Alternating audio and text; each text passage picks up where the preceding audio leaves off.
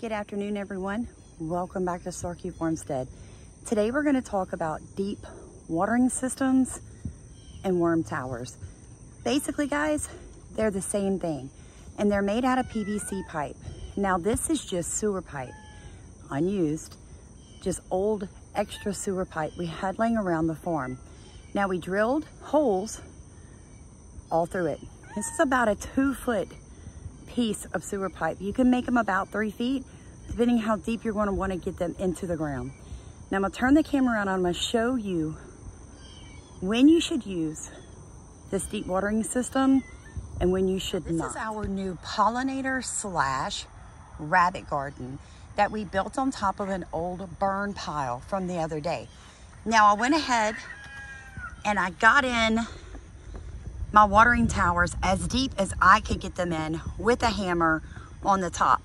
Now, my dad uses a hole digger, okay? And he just digs a huge hole, puts them in as deep as he wants them, and leaves about 4 or 5 inches of the pipe sticking out.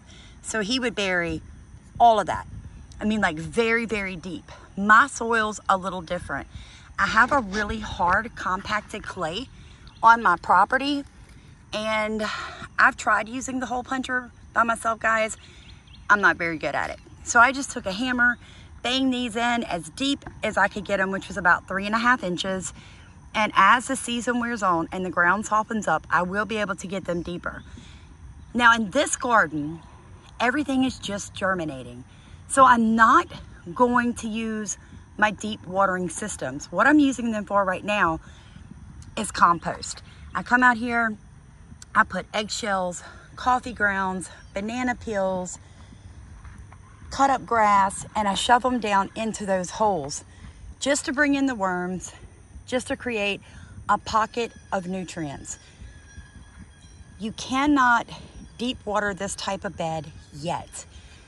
These plants have shallow roots because the plants just germinated, okay? The seeds just germinated.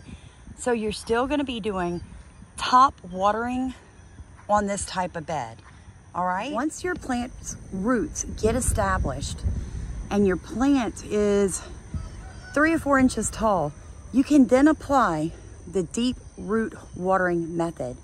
Now let me tell you guys, most of you already know that here at Starkey Farmstead, we use very heavy mulch of some sort on our no-till beds, whether that is going to be compost, rabbit manure, worm castings, organic hay, leaves, pine straw, even cardboard and newspaper. I love heavy mulch for one reason. Once the water goes through the heavy mulch and gets to the soil and begins to water, the water gets to the soil, begins to water down to the roots, the soil stays wet for days. And I don't have to water my plants here in Southeast Louisiana in the summer, but like 3 or 4 days if it didn't rain. Okay, so if it doesn't rain 3 or 4 days, I'm gonna have to water. Otherwise, I never water my garden, because once the water percolates through whatever you're using as a mulch barrier and gets to the soil, it works the opposite way too. When the heat starts to shine down, all the water that's in the soil is protected and it won't evaporate back out into the atmosphere and dry your soil. So your soil will stay naturally more damp. Now, it takes a lot of water to get through a heavy mulch system. Even leaves, like it takes a lot of water. If you've got 2 foot of leaves there, you're using that as a heavy mulch, you need a lot of water to make it through the leaves to the soil. That is where the deep watering systems really come into play for plants that need a lot of water. And let me show you right here with our no-till potatoes. So what you're seeing is a potato plant that's right at about a month old, okay? In a no-till situation. And yes, we have a deep mulching system right beside the potato. And the reason is potatoes need 3 to 4 gallons of water every single week per plant, okay? So I could either try to water all these potatoes like that, or I could simply depend on this 4-gallon, I beat a bottle, and I only put 4 gallons. It actually holds 5, but I didn't feel like holding up 5 gallons of water this morning.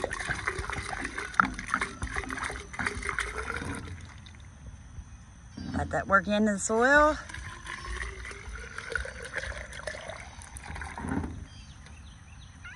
that work back into the soil.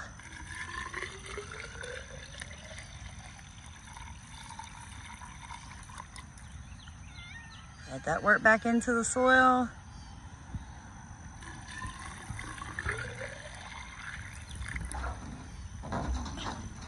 So I just used about 2.5 gallons of water that quick directly into our deep root water. Now look how close that is to the potato plant. Guys, what's gonna happen is all that water went 4 inches into the soil. It went below the mulch, close enough that this potato knows there's water there. Plants are smart. It's gonna send its roots deep into the soil, 3 or 4 inches down, to tap into this water source right here. So I have basically created a system where my plant's roots are gonna go deep. The deeper your plant's roots go, the healthier the plant. The less you have to water it, because the deeper in the soil it goes, the cooler and the more water is available to it. If your plants are running shallow roots, you're gonna have to steadily water all summer long, once, twice a day. Your plants are gonna get attacked by pests. You're gonna have to fertilize it more. It's gonna be affected by the hot temperatures here in South Louisiana. You need to get deep watering systems set up around your garden.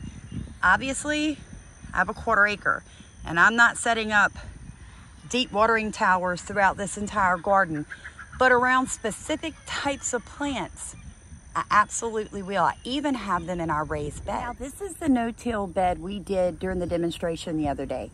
It does have cardboard. Not only that, it has a heavy mulching of leaves and then organic hay on top. What I've got though is a thornless blackberry and a blueberry back here. Now here's the kicker.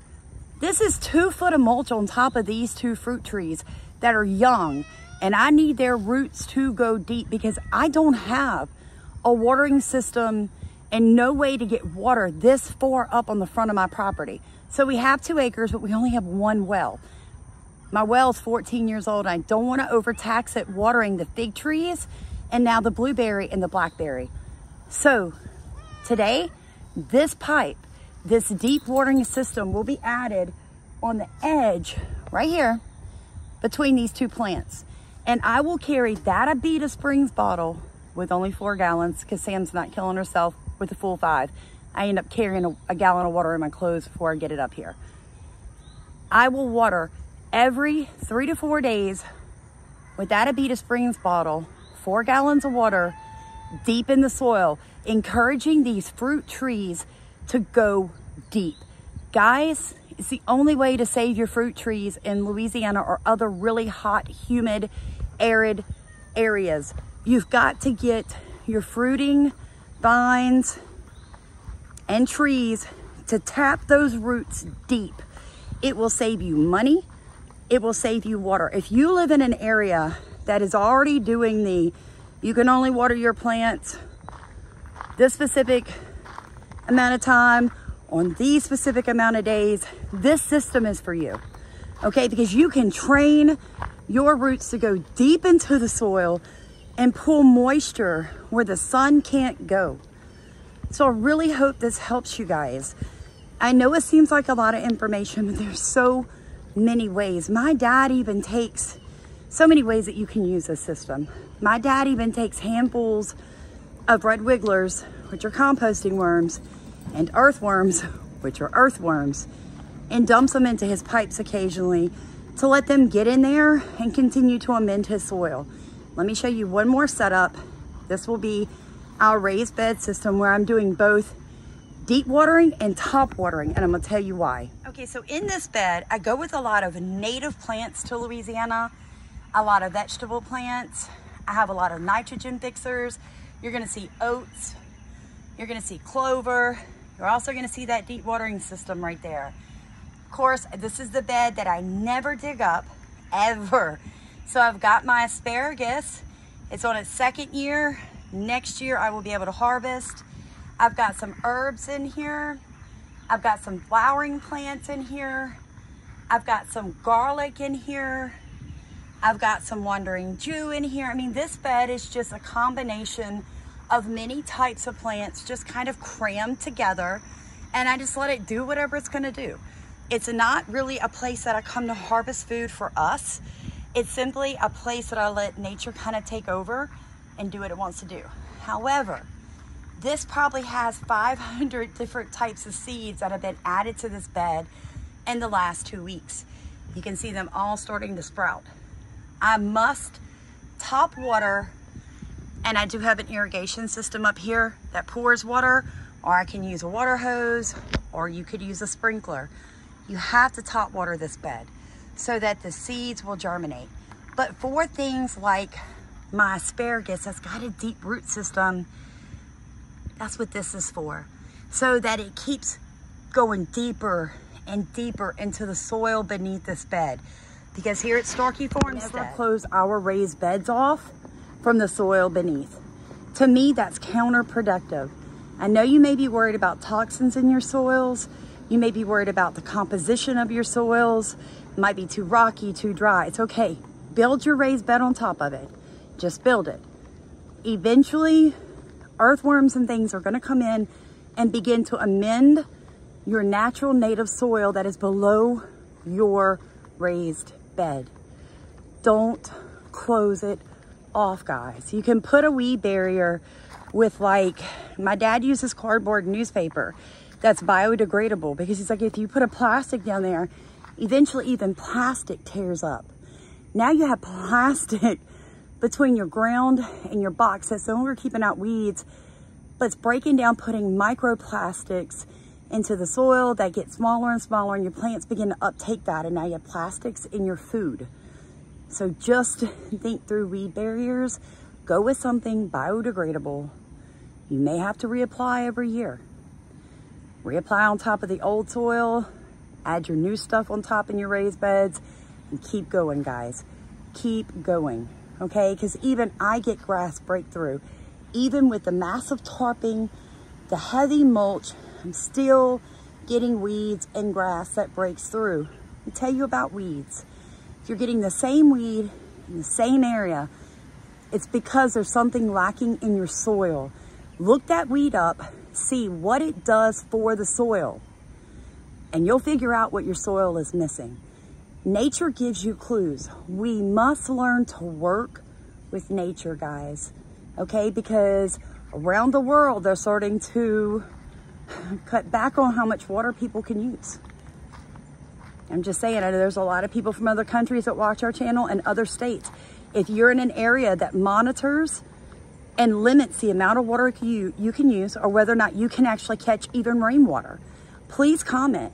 Let other people know what's going on around the world and around the country. These are not topics you're going to see in the news. So let's make this channel a channel where we share truth, okay?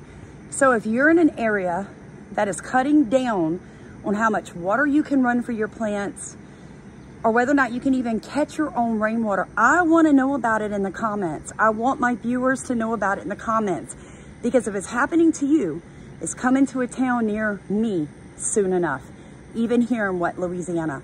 So I'm getting ahead of the issue. The Holy Spirit is telling me, get set up, Sam, where you don't need to water your plants every stinking day, because there's gonna come a time, guys, we're not gonna be able to, okay? So you guys have a blessed day. Please get out there, set you up a system where once your plants have hit a couple of inches tall, you can deep water them, okay? You can deep water them. Quit watering your plants every single day. That creates shallow roots.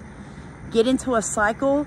Once your plants are established, it's a couple weeks after transplanting them, or a month after you've direct seeded, okay?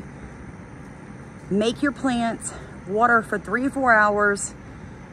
Go deep for the water. You will thank me later. When summer comes, your plants will look more beautiful, like an oasis. Remember what the Bible says. We are an oasis in a dry and thirsty world, guys. So let's garden like God would garden. Let's get those roots deep. Guys, have a blessed day. Please like, comment, and subscribe.